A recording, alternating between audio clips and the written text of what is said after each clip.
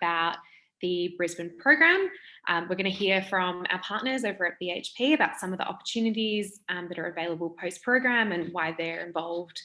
And then we're going to hear from a panel of some amazing women who are part of our community. So we've got some of our alumni from last year, and we've got some people from BHP as well. We're going to be chatting about their experiences of getting into tech.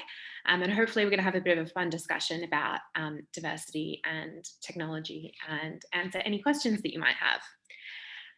So before we get started, so I do just want to take a moment just to acknowledge the traditional owners of the land on which we meet. And I know that we're all meeting on very different lands tonight. So I'm actually based in Perth. So right now I'm on the Whadjuk land of the Noongar people of Western Australia. And so I do want to pay my respects to the Whadjuk people, their elders past, present and emerging. So a sense of place and a sense of community is just so important to what we do here at She Codes, and I think is super relevant for this discussion tonight, and is super relevant in the Indigenous culture as well. So that's a really nice tie in there. So I just want to take everyone to take a moment just to pause and reflect and have a think about the land in which you're on right now.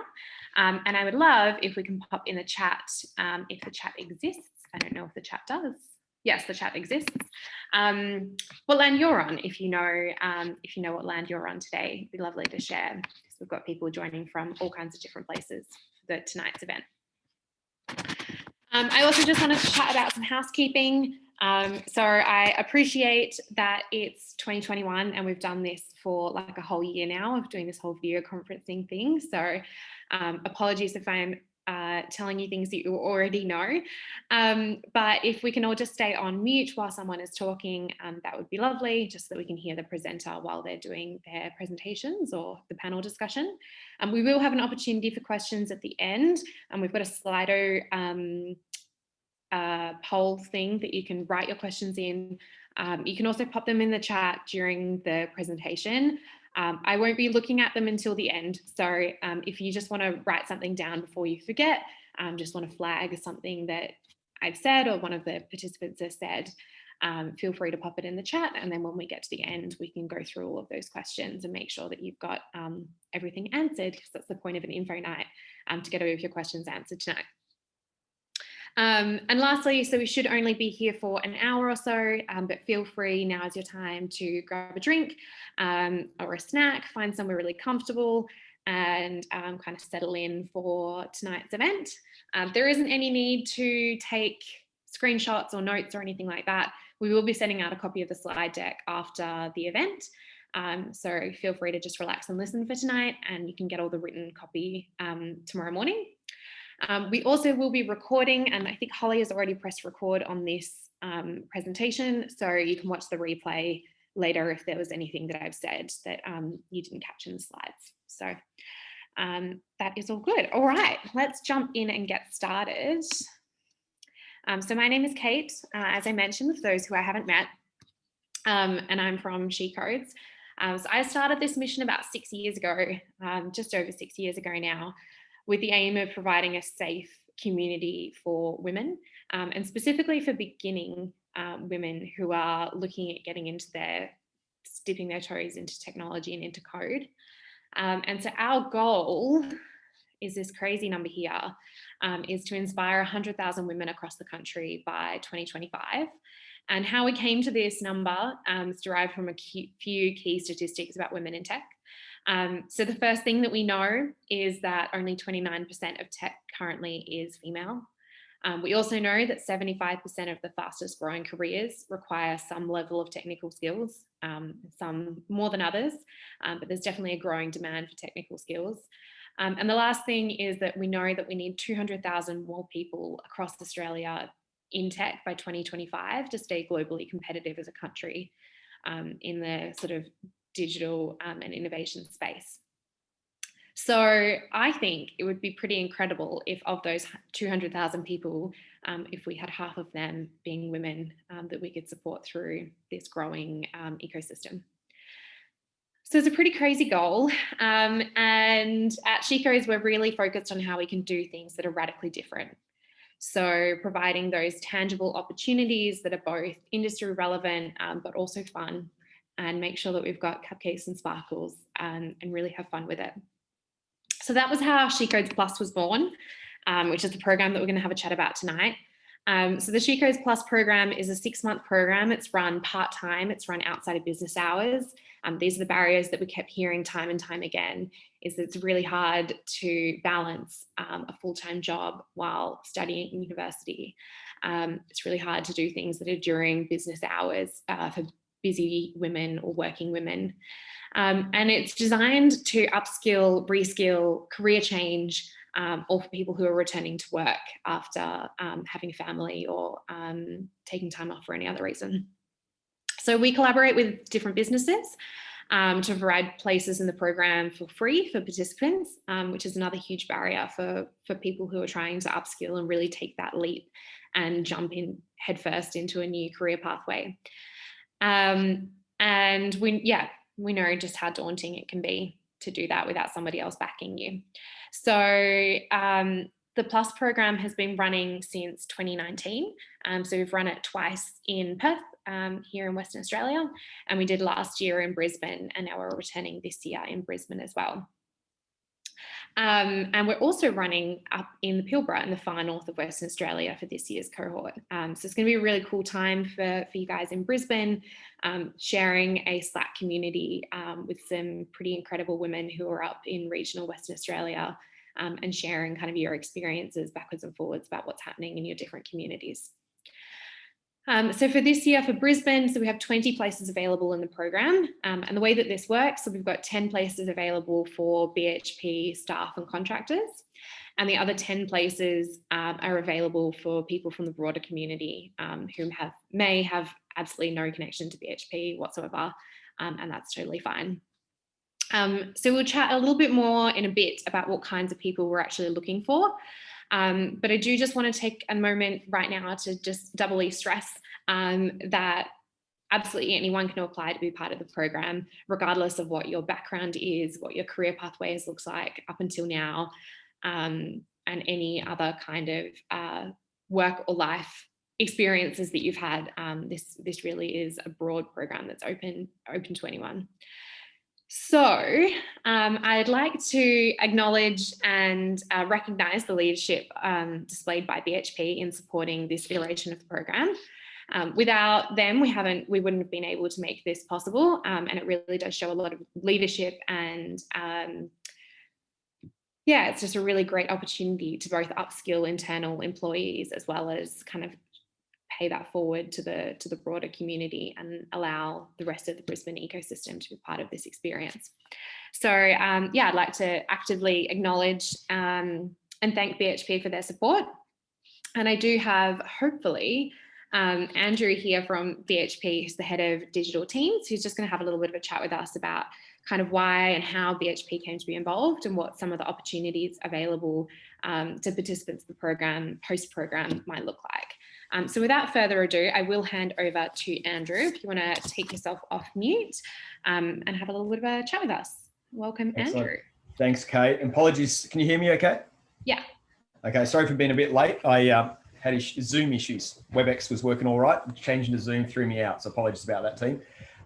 Real pleasure and privilege to be here tonight, and it's also great to see so many faces of individuals that I crossed paths with in the back end of She Codes last year over here in Brisbane. So Elnaz, fantastic to see you again. I see a couple of other names that haven't got the face up, so it's awesome to be able to reconnect with a bunch of people that I had the pleasure of meeting last year.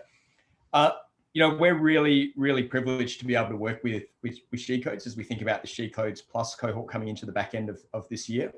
As I sort of just shared then, I was privileged enough to be able to be one of the mentors at the end, not the mentors, sorry, one of the customers or clients at the back end of the program last year, which I think was a pretty daunting process for myself, but was absolutely amazing to get to see and feel and touch products that people who 6 months earlier had different ranges of experience in working and coding and development, and actually be able to come and see it front and center and actually to work with those people. So it's been an absolute privilege. I think what we're really excited about in BHP, and as we really reflect on what our digital journey and our digital transformation looks like, is we definitely recognize that these are the careers of the future.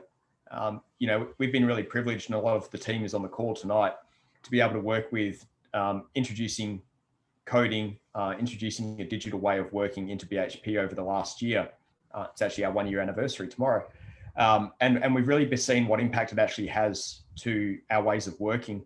And if we reflect looking forward into what does safety and productivity mean for a mining company, I think what we're definitely going to see is there's going to be more and more need for digital transformation. There's going to be more and more need for digital professionals to be part of this industry as we migrate away from maybe more of the traditional sort of roles that you've probably seen and experienced or heard about in the mining industry. So we see a partnership with SheCodes, not just around helping develop 20 talented individuals. We actually see it as a necessity for us to think about how our business unlocks value for tomorrow. And we're really looking forward to working with the cohort this year, one with the 10 current BHP employees, to understand how we future accelerate their development opportunities and career aspirations within the company, but also how do we work with those 10 individuals that don't work for BHP to understand what a career might look like in BHP as we think about providing pathways and career development opportunities into the future. The digital team that I lead, I guess, but a range of us on this call work in, has been trying to do things quite differently. And that includes the way we think about talent, the way we think about upskilling, the way we think about actually mentoring people into these type of careers and opportunities. And we're really looking forward to working with Kate, plus all 20 of the cohort that joined SheCodes Plus this year, to think about what that might look like for their futures and how they might want to experience that going forward into BHP as well. So from my side tonight, we've got a good representation of the team here. As soon as Sarah and Dominique have been talking to this around the rest of our digital team, we've had people come forward who want to be mentors. We've had people that come forward that want to be coaches and really inspiring. So I'm really looking forward to BHP leaning in this year on the Brisbane cohort and having a really strong representation as SheCodes Plus gets underway. And looking forward to the rest of this evening together. So thanks, Kate. Thanks so much. It's super great to have such a passionate advocate on board as well. So let's chat about what the actual program looks like. And hopefully this is going to answer a couple of the questions that some of you in the audience might have for us. So our tech stack, if you will, so what we teach is HTML, CSS, Python, Django, React. But if you have absolutely no idea what any of that means, then that's totally fine. That's pretty common, have no idea coming into this, and we will be starting right at the beginning, so that's totally okay. But essentially what we'll be doing is building websites, web applications. We'll be processing a little bit of data, and we'll be learning some of the fundamentals of deployment and getting something live published on the web. So tech is super broad. So what we don't spend a lot of time in is kind of the analytics space, on cybersecurity, on some of those other topics. What we're mostly focused on is that website and web application development. And I'll let the girls chat in the panel a little bit later about kind of their experiences and where they got to during the program. But what you can expect is to be sort of a junior developer sort of role by the end of the program, if that's sort of the aspiration that you're looking to work towards. So the program is taught in 5 different modules, and we'll have a little bit of a look about how that's structured in a second. But each of those is centered around a project. So that means by the end of the program, you'll have a portfolio of projects that you've worked on that are all unique to you, so that when you're looking at interviewing or showing off what you've done, you've got a whole portfolio there of some of your work that you've worked on in the past. In addition to that, what I'm really passionate about is what we call these soft skills, which I do believe is sort of a made up term, but things like paired programming, working together in a team environment, having presentation skills. We do stand up every week, which is super valuable for getting confidence and getting to know the other incredible women as part of the program. Towards the end of the program, we have a masterclass day where we do some presentations from women in the community. We have an opportunity for your resume to get updated with our recruitment partners, and hear from other role models in the ecosystem as well.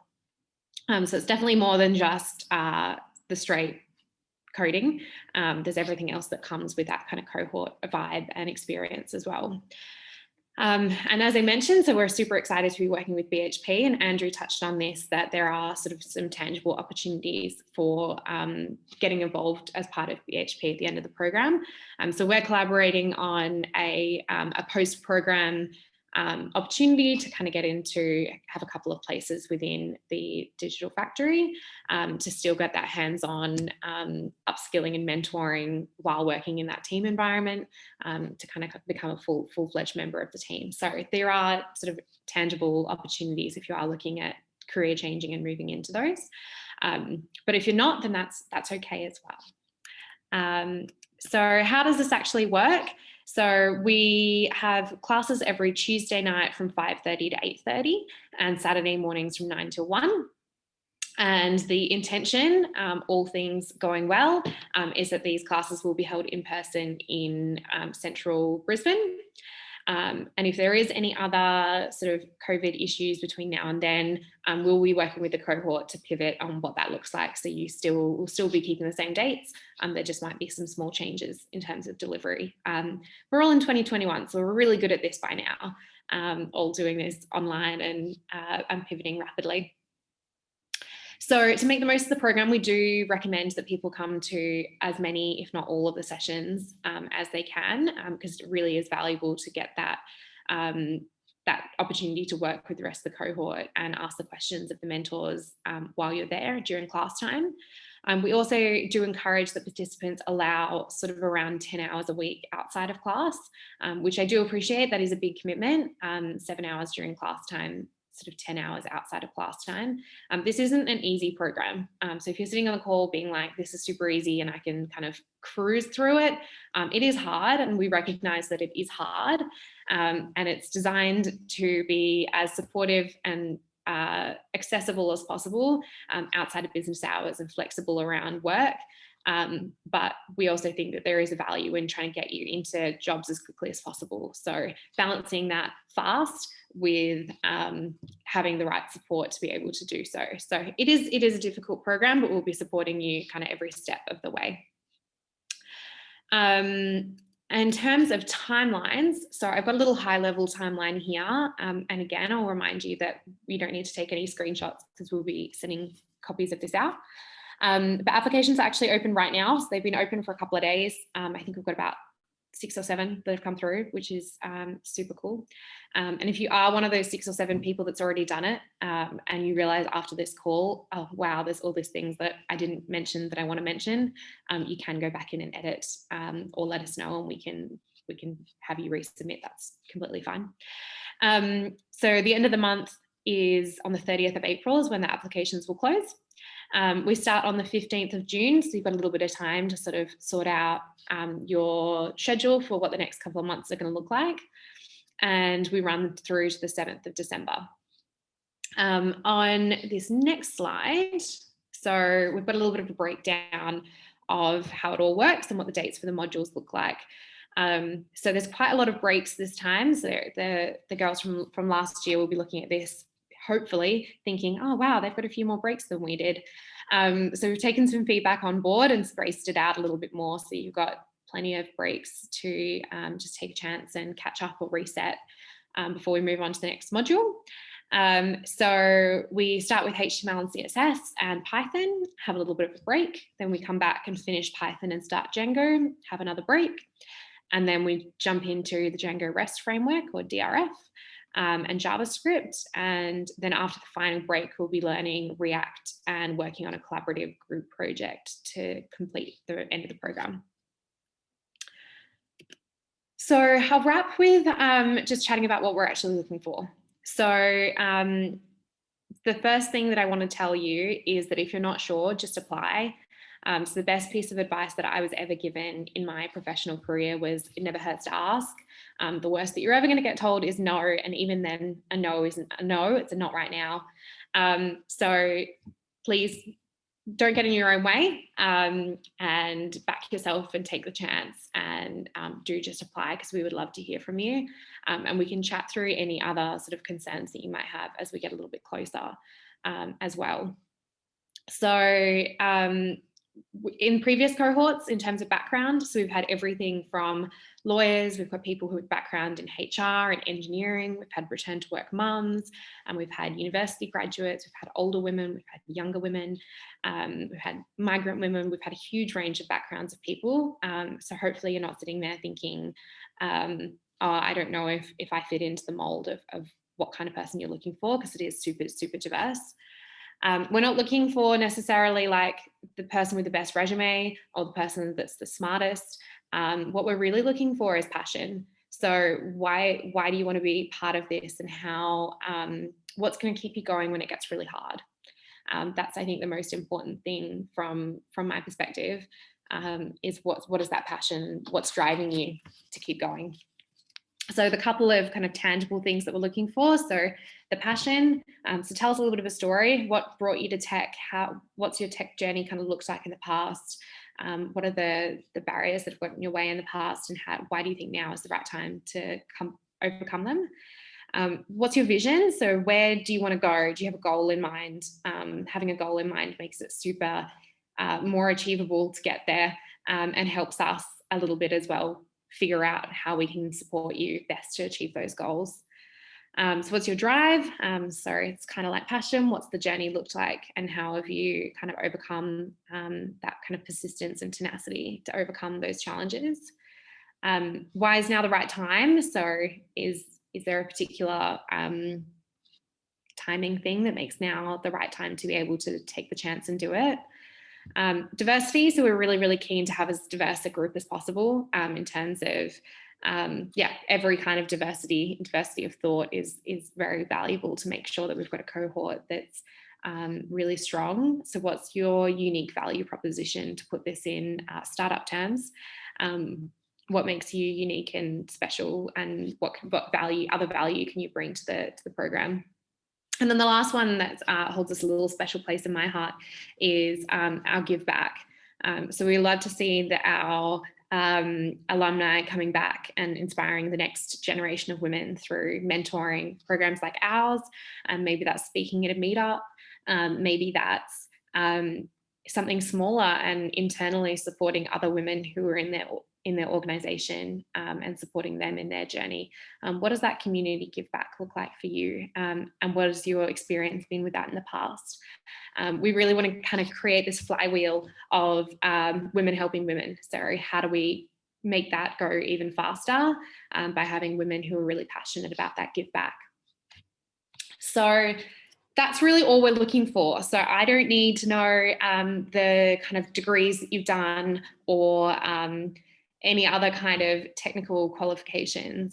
Really just looking for that passion in the story, and the things that I just mentioned. And then we wrap everything up at the end of the program with an amazing showcase that we get to throw confetti at our alumni and really celebrate their success with them. So I'm super, super thrilled now to introduce to you a couple of our panelists that we're having a little bit of a chat today about their experience in tech and how they've got into tech. We have a few of our alumni on the panel who will have a little bit of a chat with you about their experience in the program and where they're at now, and hopefully have a little bit of a discussion about diversity and what being women in tech looks like. And then, as I mentioned, at the end of the program, we can loop back around and answer any questions you might have. So I'll just pop this one up really quickly. So we do have a Slido code, I think is the right. We've got a Slido thing. If you've got questions, you can pop them in the Slido. So it's sli.do to get to the Slido poll. And there's a unique code here, which my screen is covering on mine, the 886482. So you can pop that in and just type any questions that you have. If you're having any trouble with the Slido, you can pop them in the chat, but it would just be easier if it's all in one place.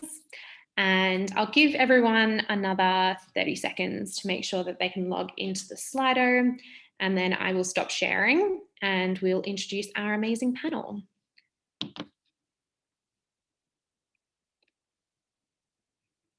Awesome. I'm going to stop sharing that. Lovely. So we have with us our amazing panel that I mentioned earlier. So I'll get you all to come off mute, our panelists, and one by one, if you want to introduce yourself and tell us a little bit about your kind of background and journey. So maybe I'll start with you, Beck, because you're on the front of my screen. Okay, hi everyone, I'm Beck. So I guess my background is in HR. I'm currently a HR officer, and you may have noticed on the screen that I work for Rio Tinto, which I felt somewhat awkward about when I was applying for a program sponsored by BHP, but it was actually totally fine. So I have had a fairly, I guess, end user of systems heavy background. So I've done some data entry and payroll and supported some fairly large organizational restructure projects, which has kind of led me to becoming an SME in my area. I've done a lot of reporting and kind of training and coaching my team members, and all of that combined sort of sparked my interest in wanting to explore a bit more of a tech role and maybe move more into some form of a HR systems or business analyst type of role. And then that's where I've sort of ended up in the She Codes program and still carving out my new career path from there. Amazing, welcome back. We'll go to Elnaz next, because you're next on my screen. If you want to introduce yourself and tell us a little bit about you. Hello, I'm Elnaz.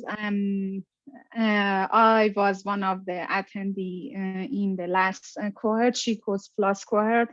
My background is an engineer, and I am currently working in an agile environment as a firmware developer for a smart electricity meter company. Before I joined the She Codes Plus, I wasn't a confident engineer, and definitely I've had that much of passion to join the She Codes Plus and follow all of the tackles and difficulties. But what She Codes Plus gives me is being confident enough to follow the tech jobs. And currently, I think it's really good for me to encourage other peoples who've had the similar amount of passions and they are interested to learn programming and or enter to the tech job. And that's really good opportunity for me to encourage all of you or any of your friends who are not today in the chat. And yeah, that's my goal. I love that. I'll throw it over to you, Atty, if you want to say hi. Yeah. Hi, everyone. Thanks for having me today. It was kind of like a really good feeling to hear Kate presenting the project. It reminded me all the good memories from She Codes a couple of months ago. So my name is Atia. I have a background in computer science and currently is a research fellow at the University of Queensland. So I guess my journey was having a background in computer science, studied later as an IT management, and then go to the pathway of research-focused career. It gave a way that kind of hands-on development. So my day-to-day job was more high-level writing, like scientific research, but not a lot of development experience. As Elnaz also mentioned, not a lot of confidence to start implementing and programming. So She Codes was amazing, and my journey to She Codes was bringing me back to that upskilling and hands-on experience in that supportive environment to go back and think about more development career path. So yeah, I'm looking forward to use the skills I learned in implementing my own projects, which would hopefully help my careers and maybe in the future thinking about transferring to more industry position. Nice, welcome. And Yolanda, if you want to tell us a little bit about yourself. Awesome, thanks Kate. Can you all hear me? Yes. That's awesome. I'm Yolanda. So I actually work for the BHP Code Digital Factory. So with Andrew, Sarah, as well as Dominic and many others who are here part of this evening supporting the She Code program. Very happy to be here. A little bit about myself. Like many others, I actually come from a software engineering background. And I remember I was one of the only 2 girls in my major during my uni days, which is quite special at the time. And then during my final year, I think I was offered, I was very lucky enough to be offered as a position as a data scientist with National ICT Australia, of which we did a lot of machine learning and natural language processing. And it also gives me a very great start as my career, focusing on data and analytics. So from there, I worked across various industries and across different roles, such as a Linux system administration person, a BI developer, a data engineer, and a management consultant, all focusing on kind of data development background, platform engineering, as well as analytics and AI. So now I'm here with BHP, helping our product teams understanding and trying to make sense of their operational data assets, as well as enhancing the data utility services across the organization as part of our BHP digital transformation journey. I think, just a final bit about myself, I guess.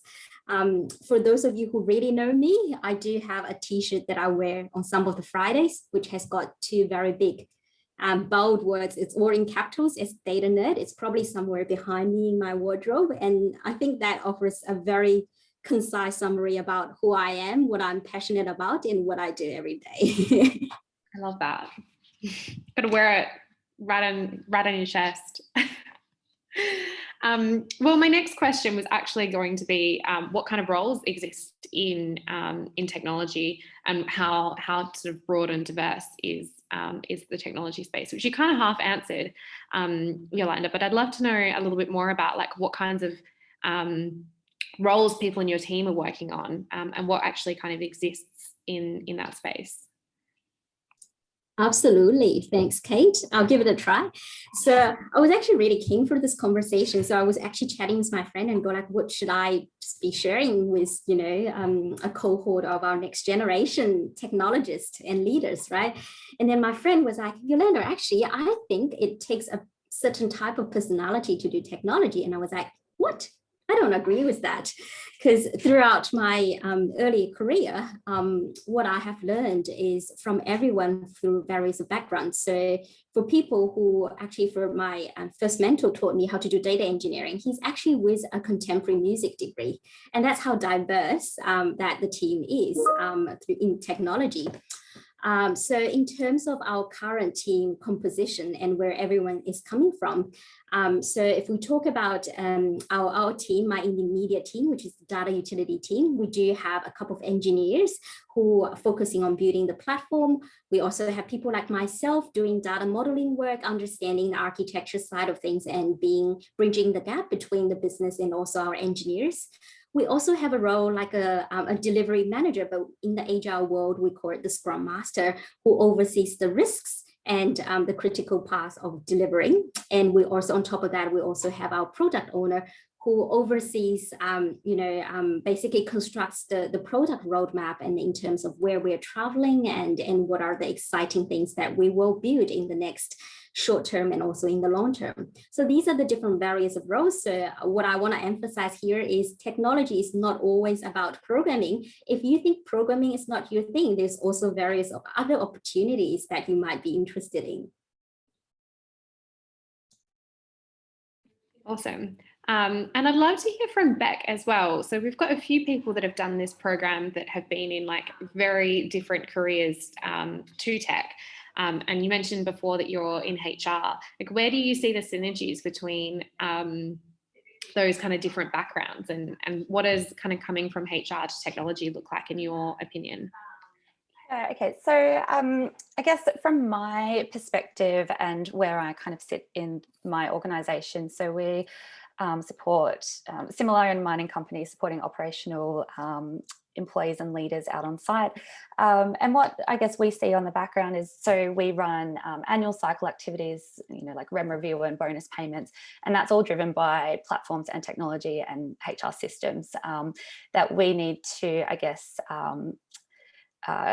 update and manage, as well as roll out and train our business in how to use and input the data to then, I guess, the output of that is going to be effectively paying their people and managing their remuneration and their benefits. We, I guess, not so much my role, but what we see and what I guess what everybody uses is like web pages and technology and platforms, right? And even in HR, there are so many different systems that I use in my day-to-day, just from an end user perspective, that on the background of that, there are roles that would exist to help build and update and maintain those systems that I touch on a day-to-day basis, let alone what everyone else in their particular roles as well are using. Awesome. And I'd love to hear, maybe I'm going to open this to all of you, and I guess we'll just see who kind of wants to jump in first. But what's your best piece of advice for someone early in their tech career, or who's thinking about jumping in to a tech career? What would your best piece of advice be to them? I'll give you like a few seconds to think about it. Yeah, so probably okay, I can have a go. Awesome. Take it away. Okay, great. Yeah. So I guess, as others say, it's very diverse. So you can do a lot of things in a tech-related careers, especially with a lot of technologies coming in handy. So I would suggest, if you can expose yourself to different side of the tech, for example, front-end development, back-end development, data analysis, by attending meetups or day workshops. So you see which aspect of it you like more, but also have an understanding of, if you are a front-end developer, what is happening in the back-end, and then decide which area you want to specialize. Go and pursue that aspect until you master it, and then maybe you would like to try something else. So I guess initial exposure would be great to see which aspect of the tech career you are more passionate about, because every side of it could be interesting. So see which one is fit your interest and your passion. I love that. Anyone else want to jump in? I can be the next. Go for it. Remember, this tech career and this journey is bumpy sometimes, but and you cannot get it perfect at the first time. But don't give up. Try harder and smarter, and believe on yourself. The process sometimes goes fast, sometimes slow, and but you need to be patient.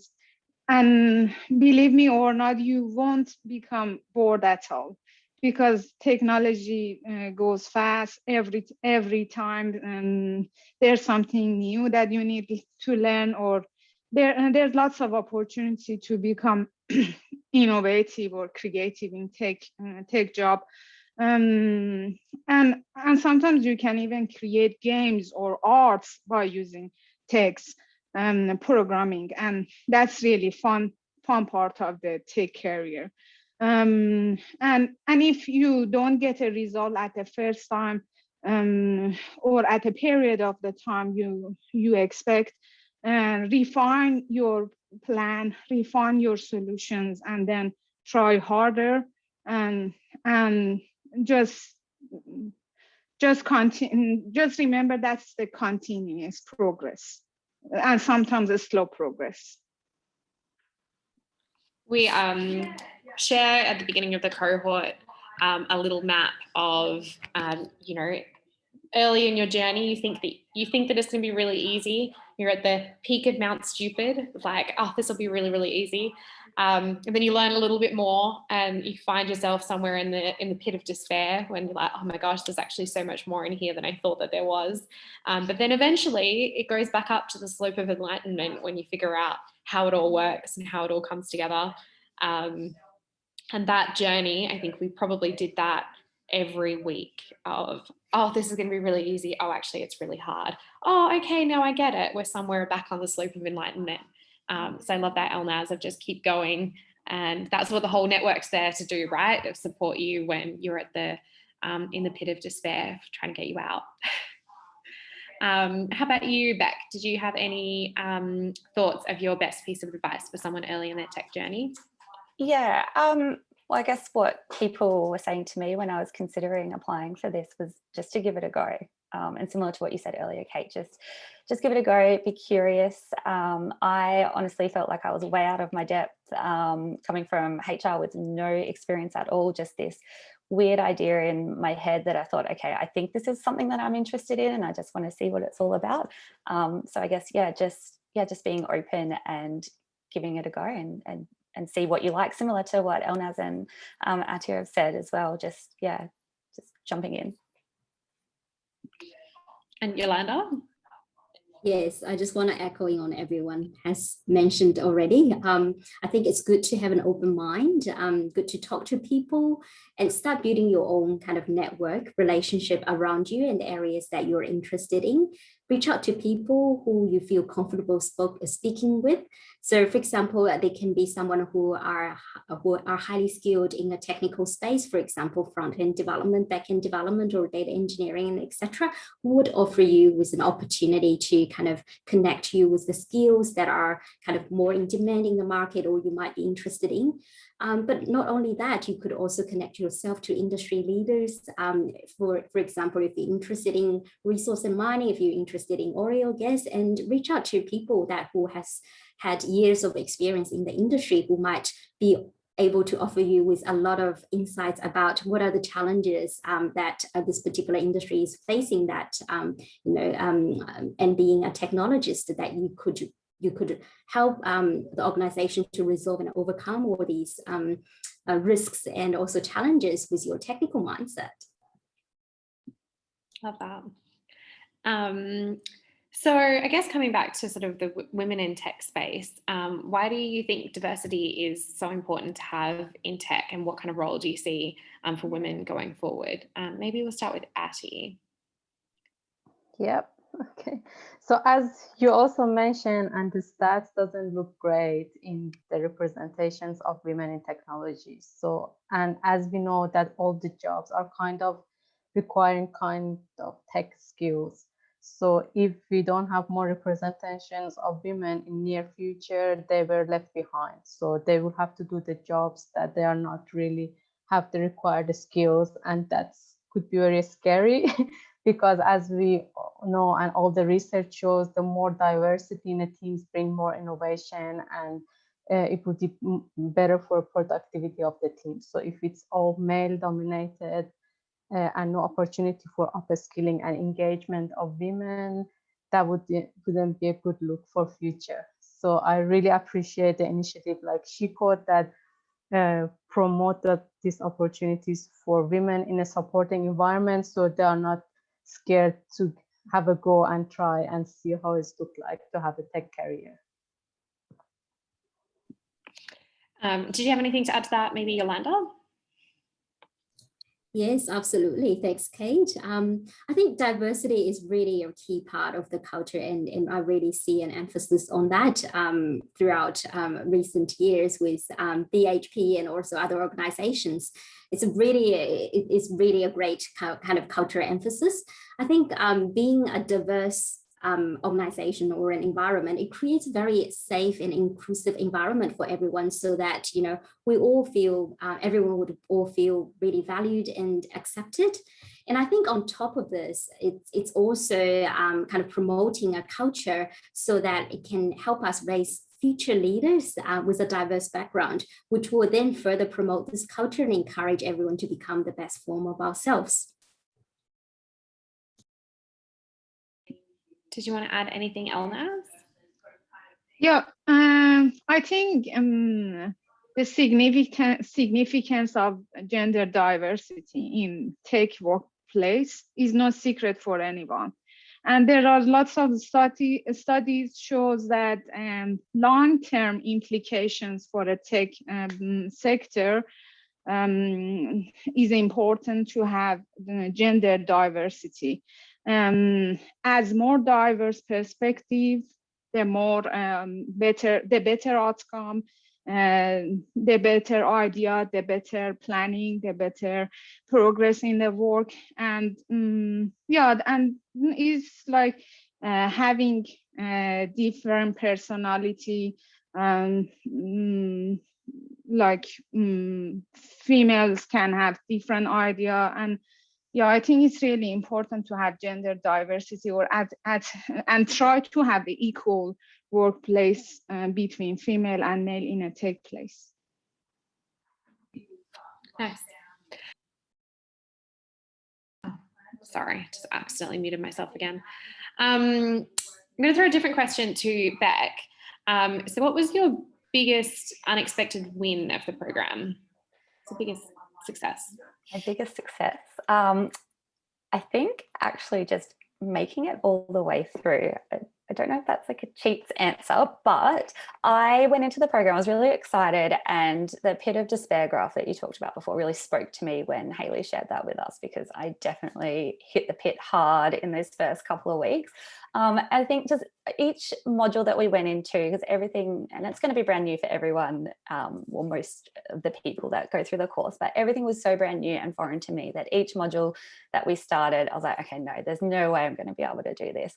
But with the networks and the support from my peers and the mentors, you know, and just that encouragement, I was able to, you know, just day by day, week by week, get through each project. And just coming out the other end, I'm so incredibly proud of myself for making it, and also all of my peers as well, you know, being up on stage on that last showcase night. I'm getting goosebumps thinking about it and talking about it, just actually completing the program and just really cementing, I guess, I just had this gut feeling about, yep, I think this is something that I want to explore, and going through the program has really cemented that, yes, this is really where I want to continue my career. I love that. Ati, do you have an unexpected win? Yeah, I guess I was studying at universities for a long time in different countries, and coming to this program, I didn't expect that I meet so many great people with such a supportive environment. Everyone passionate and enjoy talking about coding, don't scare of their struggles. If I stuck in something, I could get help from other people, but also see that other people are also the same as me. So that feeling of achievement with all the people, sometimes you help them, sometimes they help you. So that makes me really feel good. And also, as Beck says, that feeling of achievement and being able to complete the program was amazing. LS, do you have a win? Yeah, it was one of the biggest win in my life, and I cannot talk about it enough. Before joining to the She Codes Plus, I didn't know that study and working as a full-time job was that much hard. But I've had lots of fun, and that was the first part of the She Codes that makes me how to manage the time between the work and the study. And I think even the small win of solving a problem, a programming problem, or even designing a simple game during the She Codes Plus gives me the sense of accomplishment and satisfaction that make me ready to have a long run for whole of my life. And yeah, and definitely, as I said before, the fact that She Codes Plus, attending She Codes Plus, proves me that I can do that. I can go forward, and that makes me confident. I love that. So good. I'm just conscious of the time, so I'm just having a look through the Slido questions. There's a couple that I'm just going to kind of rapid fire answer for you all now. And then I'll throw some to the panel as well for the ones that are a little bit more relevant. So starting down the bottom with Juliana, who've asked, is there a project to be completed at the end of each module? So yes, each module has a project. It's not really at the end of the module though, you're kind of working on it across the whole module. So we'll introduce what the topic is, and you'll do some sort of exercises in class, and then you'll be building that during class time and then a little bit outside of class time as well for each module of the program. And she's also asked if there's support outside of class. So we have a Slack channel. If you haven't used Slack before, it's like an instant messaging platform for businesses and teams. Our Slack channel is highly, highly active. So there's questions asked in there sort of every day. And the really cool thing that I love is that we have all of our different cohorts in there. So there's often students, and for Brisbane last year, it was amazing because Perth were 3 weeks ahead of Brisbane. And so the Perth girls were like, oh my God, I did that 2 weeks ago. This is how I solved that problem. So you've definitely got that support. And we're also setting up an office hours with some of our mentors outside of class time. So you'll have a bit of a schedule of when you can call them and ask for sort of targeted help. And then the rest of it, you can just pop in the Slack channels and the help channels to get support outside of class. And I know that separate to that, some of the girls were catching up outside of class, either in person or over Slack, to figure out where they were going with their questions as well. So there definitely is support available. And Holly and I are available behind the scenes if you've got any other sort of bigger questions that you need to ask on how we can support you. Then we've got a question from Gia for mentors, which we haven't actually talked much about our mentors. If anyone on this call tonight is interested in mentoring or supporting the program, or has someone on their team that they would love to support as a mentor, feel free to get in touch. Mentors don't need to know everything. They definitely don't need to know the whole stack. We typically will have a mentor for sort of 3 to 5 weeks for one of the modules, and then they'll swap to another batch of mentors. So over the course of the program, you get introduced to sort of 10 to 20 different mentors from all different industries and backgrounds. So that's definitely possible for you to come along and mentor if you don't know the whole stack. We also have a question from Van, who's just asked where the course will take place. So the intention is that the program will be in person in Brisbane, central Brisbane. If there is another COVID situation, it might have to pivot to online, but at this stage, it's intended to be in person in central Brisbane, and we'll confirm the location as we get a little bit closer.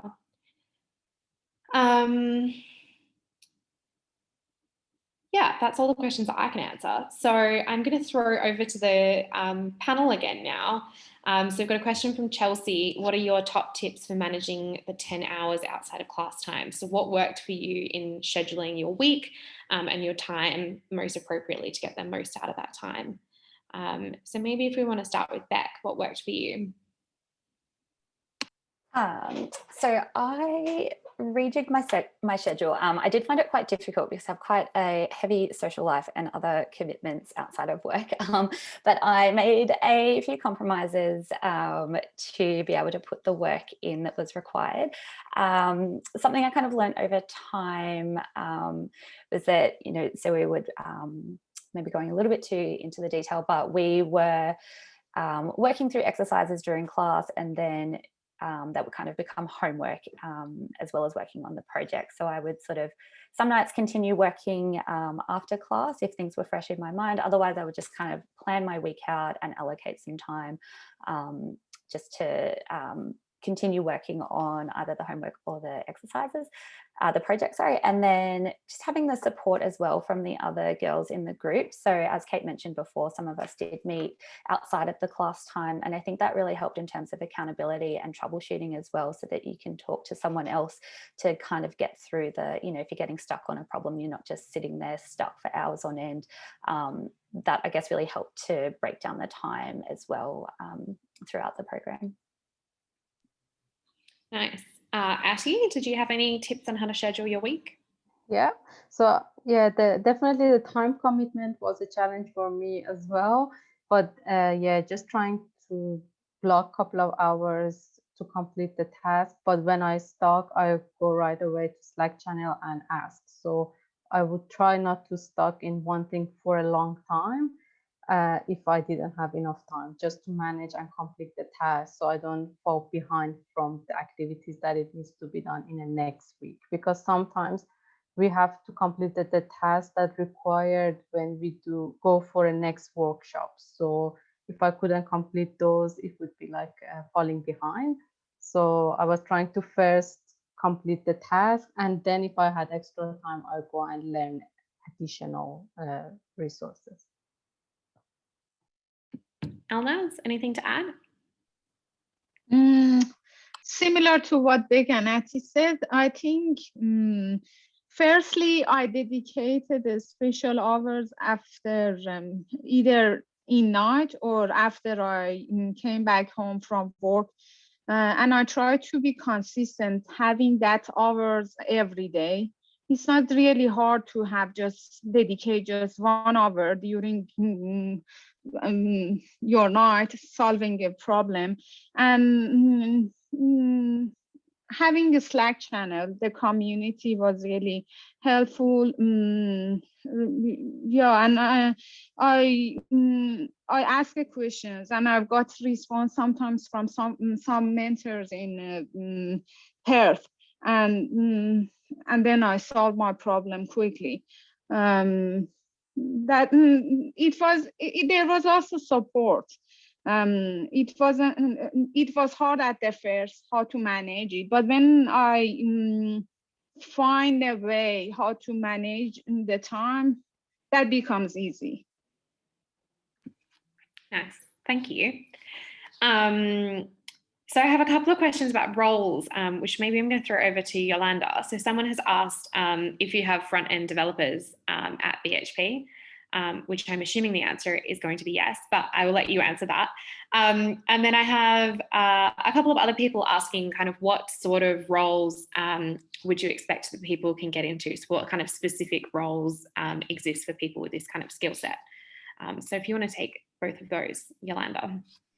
Sure, thanks, Kate. I guess I'll start from my perspective. Definitely, absolutely, we are eager for talents. We're really keen to get in touch with talents who's got an interest in either front-end development or back-end development or data science or data engineering background. Definitely, we are keen to get in touch with you and understand, how can we offer an environment that is best suited for your personal development and professional development. But however, that we offer more in general, we offer full stack development roles in BHP digital factories. And obviously, if you coming from a front-end development background, we do support your development to become a full stack development, to become a full stack developer. I guess for the rest half, I might throw it to Andrew, Dominic, or Sarah, who's part of the digital factory leadership, who can shed some light on the potential future recruitment pipelines for our digital factory, if I may. Go for it, Sarah. I was waiting for you. No, I just want to echo what Yolanda said. Definitely a lot of opportunities. Oh, I just realized how dark it is in here. A lot of opportunities in the factory for people who are very passionate about front-end development, but also other areas like Yolanda said. We do have a lot of development opportunities as well. So what we're looking at is bringing people in on a bit of a development journey, pair them up with a mentor, make sure that we continue the journey from She Codes, so they're not just dropped into a role and kind of forced to swim. Also just want to add on, there's heaps of other opportunities as well. So, I mean, we have UX roles, we have Scrum Master role, product owner roles as well, where a technical background is very beneficial. And as part of a UX role, you can do a bit of front-end development as well, if that's of interest. So there's a lot of opportunities. And I do think we're in a place where we are the generation that are shaping the roles moving forward. So I don't think there's any limitations. It's more, what do you want to do and how can we help? I love that. We might actually leave on that note, because I think that was a really lovely ending point, Sarah. So what I encourage everyone from here, so if you are interested in more information, please feel free to reach out to us. So the website for applications was shecodes.com.au/plus will be the landing page for the Plus program. There's a really snazzy booklet in there that has some more information about dates and how it all works that you can download and find out some more information. But if you've still got any questions, feel free to reach out to myself or Holly or any of the team. And we're happy to have a chat with you. I again just want to thank BHP for their support of this program, because it really is like how we can radically do things differently requires kind of radical leadership and support. So super grateful to you guys for supporting the program. And I also want to thank again our amazing panelists. I've had a lot of fun chatting with you guys today. It's been a really long time since I've had a chat with my alumni, and it was lovely to have you online with us as well, Yolanda. So a huge thank you to all of our panelists, and thank you to everyone for joining us tonight. I appreciate this is a little bit of a different format than we had anticipated. So thanks for all joining on and giving us your, what are we now, Wednesday evening, to have a little bit of a chat about what the future might look like for you. So hopefully you're leaving tonight inspired and excited. And if you've got any other questions, feel free to catch me on email or on a different platform and we can chat through. So on that note, I'll let you go back to your evening. Have a lovely Wednesday night and we'll see you all soon. Bye. See you. Yeah, thanks, Kate. Bye.